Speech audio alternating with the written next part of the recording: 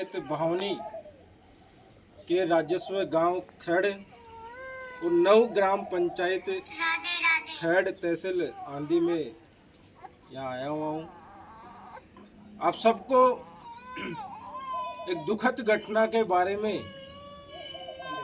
अवगत करवाना चाहता हूँ कि दिनांक 15 अप्रैल 2026 को नौजवान साथी राजेश कुमार बुनकर, जिनकी उम्र सिर्फ 31 साल थी, और वो आंधी अपने किसी निजी काम से मोटरसाइकिल पर सवार होकर अपने गांव से जा रहे थे। NH 148 दौसा से मनोहरपुर हाईवे, जिसे आप और हम सब एक मौत का हाईवे कहते हैं, जिस हाईवे ने इस क्षेत्र के हजारों परिवारों को खत्म किया है, हजारों परिवारों के नौजवानों को, युवाओं को की जीवन लीला समाप्त की है। 15 तारीख को सड़क दुर्घटना में आकस्मिक मौत हो गई। परिवार की स्थिति परिस्थितियों को ध्यान रखते हुए यहाँ के सभी युवा साथियों ने, पंच पटेलों ने, बुजुर्गों ने मिलकर एक कदम मानवता की ओर पहल के नाम से एक आर्थिक सहायता का सोशल मीडिया पर मिशन प्रारंभ किया है।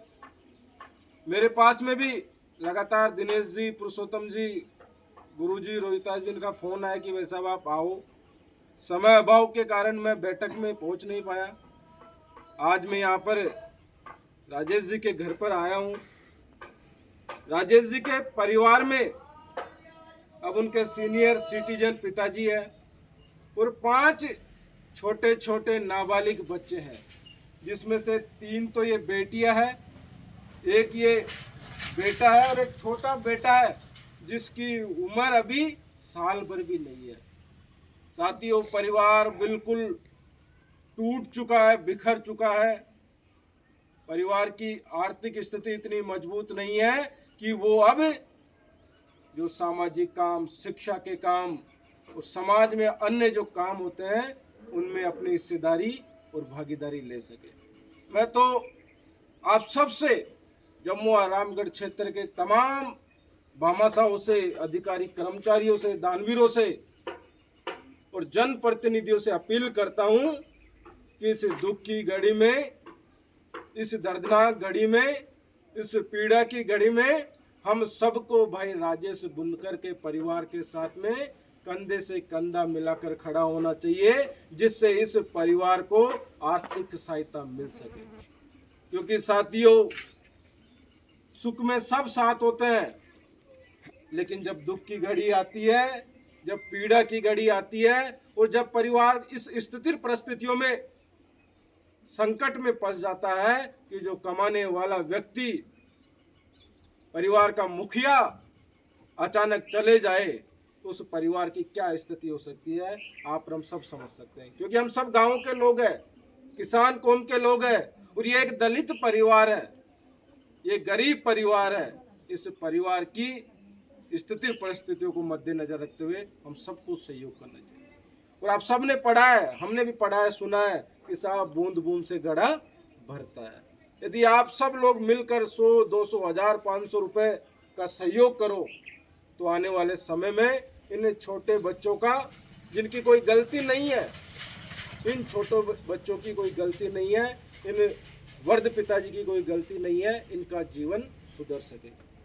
मेडिकल होती है, एजुकेशन होती है, अनेक काम होते हैं, उन कामों में उन रुपए का ये सहयोग ले सके।